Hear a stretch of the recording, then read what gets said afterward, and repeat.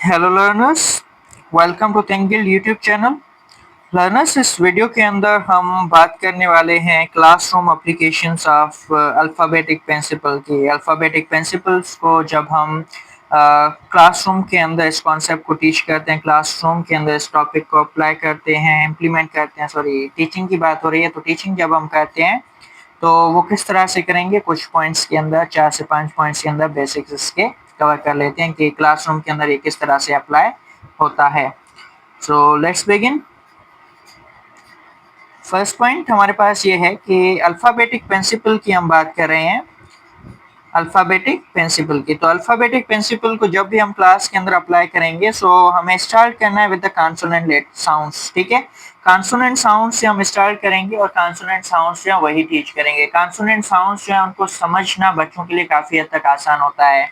और अगर Wavell sounds की बात करते हैं तो वावेल साउंड्स कुछ हद तक जो है वो बच्चों को कंफ्यूज भी कर लेते हैं, क्योंकि उन पे मल्टीपल साउंड्स जो है वो एक ही बार आ रहे होते हैं। बट कॉन्सोनेंट साउंड्स के अंदर इतने ज़्यादा साउंड्स हैं वो एक ही लेटर पे नहीं आ रहे होते। जैसे बी लिखता हूँ तो ब साउंड आ जाता है, सी पे दो साउंड्स हैं, उसके बाद डी पे ड आ जाता है। ठीक है, सो मोस्टली एक एक साउंड है जो बच्चे आसानी से सही से समझ भी लेते हैं।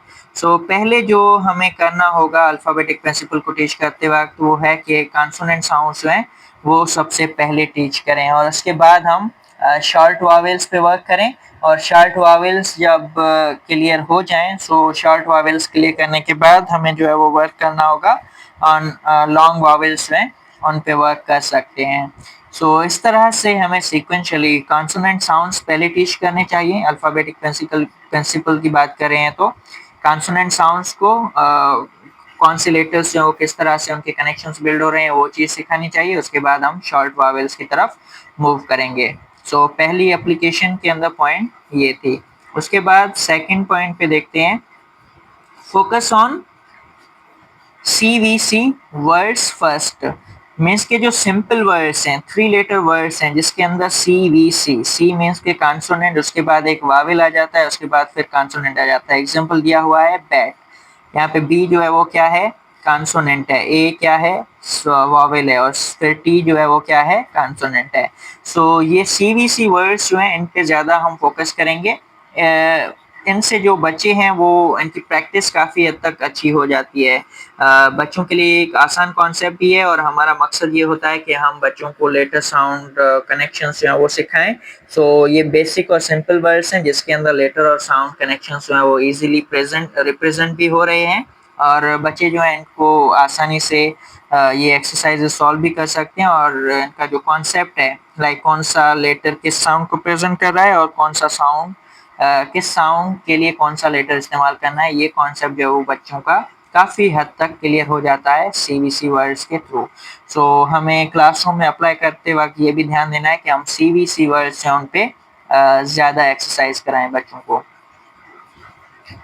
उसके बाद नेक्स्ट पॉइंट देखते हैं, avoid teaching too many letters at once. एक ही वक्त पे बहुत सारे लेटर्स टीच ना करें, कोशिश करें 2 से 3 लेटर्स जो हैं वो टीच करें, या थोड़े कम लेटर्स जो हैं वही टीच करें, ताकि बच्चे जो हैं वो समझ सकें। हमें बच्चों को रटाना नहीं है, हमें बच्चों को सही तरह से समझाना है। और उसके लिए अगर हम स्टार्टिंग बेस में थोड़ा स्लो भी चलते हैं, लाइक थोड़े लेटर्स सिखा, थोड़े थोड़े करके लेटर्स जो है वो सिखा रहे हैं, सो वो भी चलता है। हमारा बेसिक पर्पस ये होना चाहिए कि हम बच्चों का जो बेस है वो काफ़ी स्ट्रॉन्ग बनाए। सो इसके लिए हम कर सकते हैं कि हमारे पास जो लेटर्स हैं वो लेटर्स एक एक ही बार में बहुत सारे लेटर्स ना सिखाएं बच्चों को, थोड़े थोड़े करके लेटर सिखाएं, ताकि बच्चे जो है वो सही से लेटर्स को समझ भी पाएँ, लेटर साउंड कनेक्शंस को समझ पाएँ, उनकी शेप्स जो है वो याद भी कर पाएँ आसानी से, और उन चीज़ों की प्रैक्टिस जो है वो भी आसानी से कर सकें। सो इस चीज़ का ध्यान रखना है कि हमें बहुत सारे लेटर्स एक ही बार में नहीं पढ़ाने, थोड़े थोड़े करके पढ़ाने हैं। सो ये हो गई पॉइंट नंबर 3। उसके बाद नेक्स्ट पॉइंट हमारे पास आ जाती है जी, correct but encourage invented spelling. Invented spelling के अंदर क्या है, बच्चों को हम कोई रटाफिकेशन वाली ऐसी कोई स्पेल्स लिखने के लिए नहीं दे रहे हैं, हम बच्चों को रूल्स पे वर्क कराएंगे। इसमें हम बच्चों को फॉर एग्जांपल हम आवाज़ बता रहे हैं इस तरह से क ए ट। अब बच्चे जो हैं वो साउंड्स को सुन के अपनी स्पेल्स जो है वो बना रहे हैं। एक वर्ड हमने कैट पढ़ाया, बाकी हमने साउंड पढ़ाए और उससे कनेक्ट करके राइमिंग वर्ड्स इस तरह से या वर्ड फैमिली के अंदर वर्ड्स आ जाते हैं। फॉर एग्जांपल ब एट। सो बच्चे जो हैं इस तरह से अपनी स्पेलिंग्स जो है वो इन्वेंट कर लेंगे, अपनी न्यू स्पेलिंग्स जो है वो क्रिएट करेंगे based on their previous knowledge. So invented spellings जो है उन पे हमें बच्चों को वर्क कराना चाहिए। हाँ, इस बात का ध्यान जरूर रखना है कि वो स्पेलिंग करेक्ट हो, ठीक है। और टू सम एक्सटेंड अगर हम चाहें तो नो वर्ड्स जो हमारे पास होते हैं, नो वर्ड्स, ठीक है। सो नो वर्ड्स का कॉन्सेप्ट जो है वो भी हम इस्तेमाल कर सकते हैं। बेसिकली हमारे पास क्या है कि करेक्ट और इन्वेंटेड स्पेलिंग्स जो है उन पे वर्क करना है। उसके बाद ये है कि differentiate instruction for struggling readers. अगर हमारे पास कुछ ऐसे रीडर्स हैं जो नॉर्मल रीडर्स से हट के स्ट्रगलिंग रीडर्स हैं, स्ट्रगल कर रहे हैं, तो उनके लिए हमें इंस्ट्रक्शंस जो है उनको डिफरेंट तरीके से प्रोवाइड करना होगा। डिफरेंशिएटेड इंस्ट्रक्शन अकॉर्डिंग टू बच्चा किस तरह से जो है वो सीख सकता है, कौन सी स्ट्रेटेजी के साथ कौन से तरीके से सीख सकता है, हम वो तरीका इस्तेमाल करके उस तरह की इंस्ट्रक्शंस जो है वो उस बच्चे को प्रोवाइड करके हम सिखाएंगे अल्फ़ाबेटिक प्रिंसिपल उस बच्चे को या उन बच्चों को। सो ये है हमारे पास कि क्लासरूम के अंदर एप्लीकेशंस किस तरह से होनी चाहिए अल्फ़ाबेटिक प्रिंसिपल की।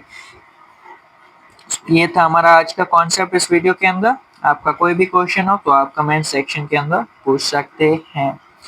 Thank you for supporting, thank you for watching this video.